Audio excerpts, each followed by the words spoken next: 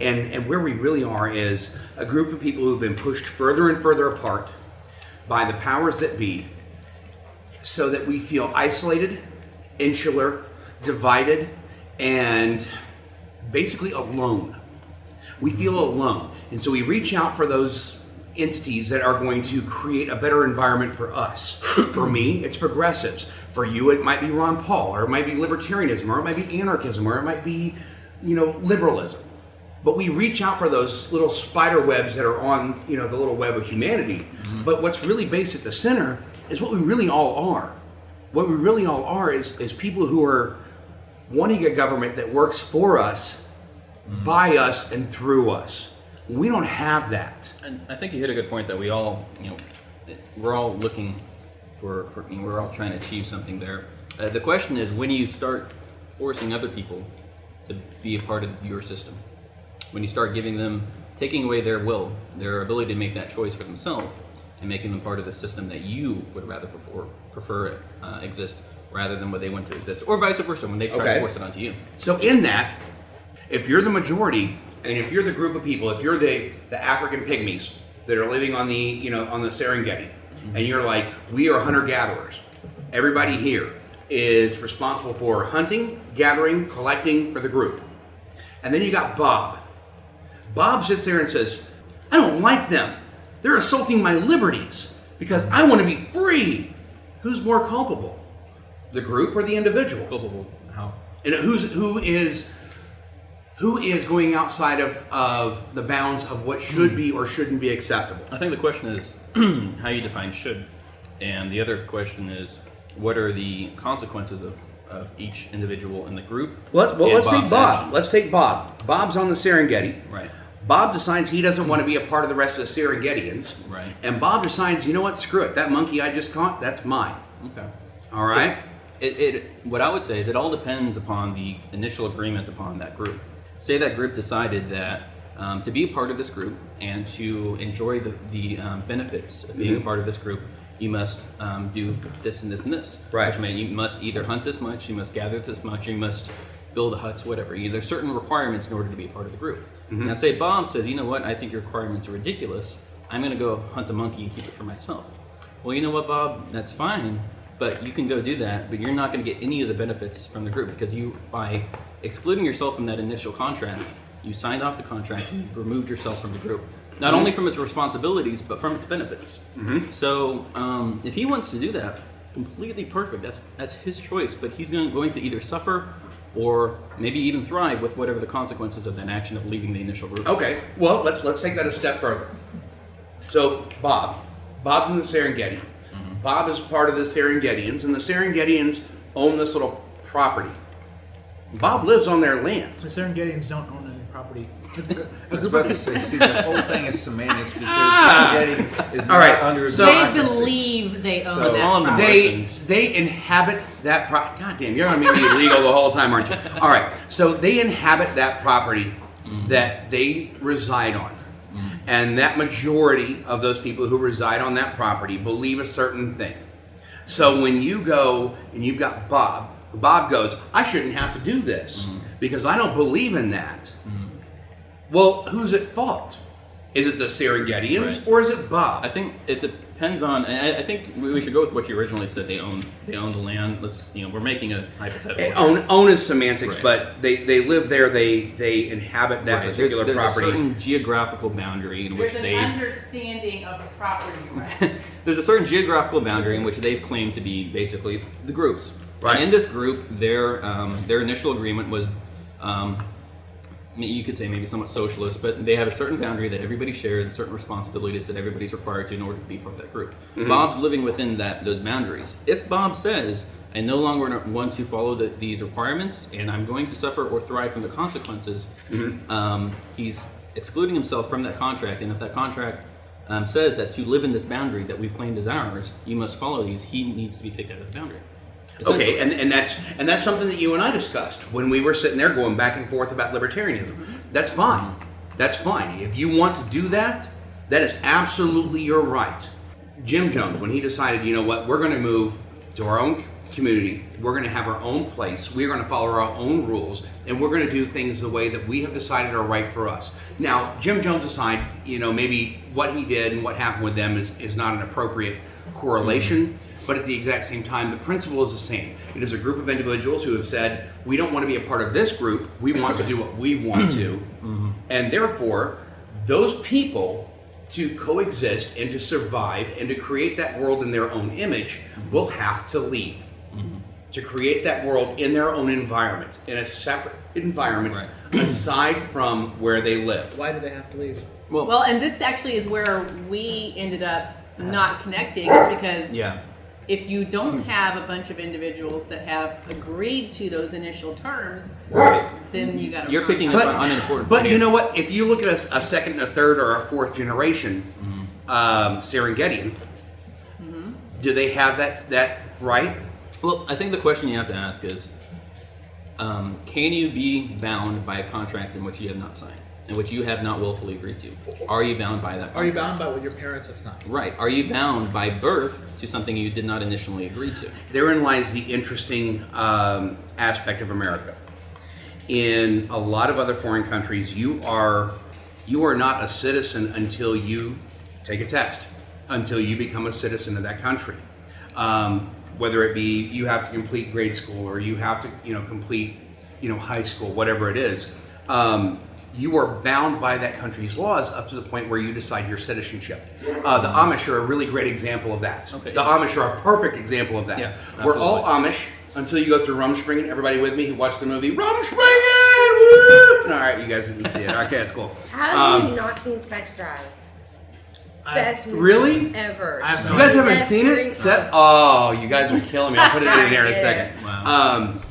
But with the Amish, it's the same principle. You're born into that community. You're given that opportunity when you hit puberty to go, I'm going to be a part of this or I'm not going to be a part of this. And the same could be said about the United States and the people who inhabit this country. Here's a difference, though. The Amish do not claim a particular geographical area. Each Amish family or individual owns a particular plot of land. However, they do not claim control over a geographical area. So they have their house, they may have their farm, they may have even a field or what have you. Someone may be living on that land, but as soon as they decide to no longer want to be part of this community, because it's not their land, they can leave. Now, however, let's say they bought a house and they joined the community, and their house was adjacent to somebody else's house, and this is their property, and that house is the other's property. Bob decides, after so many years of owning that property, he wants to leave the Amish. Now the question is, should he have to leave his property that he purchased with his own labor, or can he stay on his own property because he labored for it and purchased it on his own, while still leaving the community aspect, the responsibilities and consequences on his own? With the Amish, he can leave. He can just say, I do not want to be a part of the Amish But community. at the exact same time, what do the Amish do to the people who decide to leave the community? They don't talk to them. Yeah, They ostracize them, right? absolutely. They're ostracized. Can Absolutely. I just say something? Consequence. Go ahead. Why are we talking about Serengetians and Amish? Because they're... Because here's the thing, that's not a very decent example Okay, of what we're well, dealing with in the United States. then let's get where you think, and I think where the reason why we're bringing that up is the whole principle that when Those you're in this, cultures when- have a specific They are- sociology that works for them. Okay? they are psychological cues for people who may or may not be as in depth on this subject as you may be or that he may be. Bob would be killed by the Serengetians. Absolutely. Okay, and then if you're Amish, you do have a choice, but you can't compare the choices that Amish have to the choices that Americans have. And yet, at the exact same time, those people live in this country. Absolutely. They live in this country, and they, even though they're Amish, they still pay taxes. They still abide by the same laws that we abide by, and therein lies. They're exempt from a lot of taxes and laws. Religiously? Yeah, religiously, Okay. they're exempt from Medicare, Social Security. That's a side aspect, but his point still remains. Right. The point being that I'm going to be Amish next. you're gonna be Amish next. I'm a Ron Paul Amish. the point being that Amishist. if you are going to be in a country, regardless of your personal feelings, objective or subjective, that as a citizen of that country, you are to abide by those rules and laws, No, regardless of your personal feelings. I completely disagree. I think it is your duty to disobey the law. I don't see that. I think Because Summer, I think MLK would disagree with you. As we I think Gandhi would disagree with you as well. To disagree Gandhi's with law, country to was disagree under- with law. No. If there is a law that is bad, it doesn't have to be immoral. If there's a law that is even a bad idea, it is your duty to disobey the law. Because laws and culture don't change by somebody writing on a pen somewhere. It changes through action of people breaking Right. it. So the reason we have I'm not gay, but the reason the gay rights people have gay rights today is because people. Wait, hold on. I gotta say this. Not that there's anything wrong with that.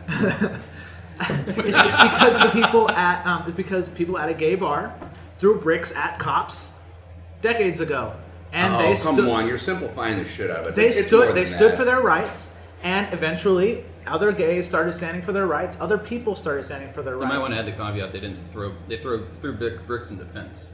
They did throw Self-defense, bricks in not- self-defense. They didn't just walk around throwing bricks at cops. That's very true. They threw bricks But- in self-defense. Okay, but at the exact same time, a law that you may find immoral, I find absolutely necessary. Let's use a speed limit, for example. All right? You may feel that you have the driving capability of Mario Andretti. Okay? I was passed this morning by a jackass that was doing over 100 and something miles an hour on a motorcycle. Is it his right to disobey that law because he feels it shouldn't apply to him? I think the answer lies in who owns the property, the road. Now the road is Owned by the... right. It's owned by the quote unquote public. Nobody It's owns publicly. the road. It's quote unquote publicly owned, publicly financed. I'm saying quote unquote for a reason. Right. Let's say you owned a private road and you set a speed limit on that. You have the right to enforce that speed limit because that's your road. Now let's say you and all of us decided to go build our own road and create a business of building roads. Bob's Road. Right, we call In it the Bob's Serengeti. Road. In the Serengeti. And we decided that the camels can only go so fast Right. without getting pulled over. Well, that's our right to enforce that on our property. It's a little bit different, and this is great. This is wonderful because it ties in what we were talking about earlier when it comes to roads, because roads are publicly owned, so therefore the public has the right to enforce their rules on it. The question, though, the interesting question is, again, are you forced to abide by a contract in which you did not agree with? And by bringing that up, I mean, are you forced to finance a road in which, one, you may not even drive on, and two, you never agreed to finance it in the first place? But that's going kind of off in a tangent. Your original point, though, was moral laws. You know, do you have to obey a law if you don't agree with it? Right. I think you have to go more into depth of what that law is. You brought up the speed limit as an example. We can bring up 100 other examples, which I think would come. The truth is this: you don't have to obey the law, but there are consequences if you get caught. There are consequences. Why? Because that is the law that people have decided that is No. There's no people have decided. Yeah, people decide. There is no quote unquote people. There is no quote unquote government. You can't say there's no quote unquote people. Wait. There is no collective that makes decisions. Collectives cannot make There is. decisions. That's the point you're So saying. who decided on the speed limit? We the people didn't decide it. The legislators did. There are a group of legislators said, you can look at individual numbers, they said, we're going to do it this way. Then they Right, but got- what did they base their decision on? Go ahead. They didn't, in their infinite wisdom, say, "I know 55 is it." There's Right. all these studies done by ancillary groups, so it's bigger than that. Well, at the You very know? at the very end, they And here's still the made thing, that is what- I know decision. So the guy speeds. So what are we getting to? Okay, he dies probably. Okay, Right. because of his actions. Right. So I mean, we all have the ability to but go at the against exact- laws, but what does it benefit anybody? You know. Now I think what we're getting to is our laws that are being imposed, like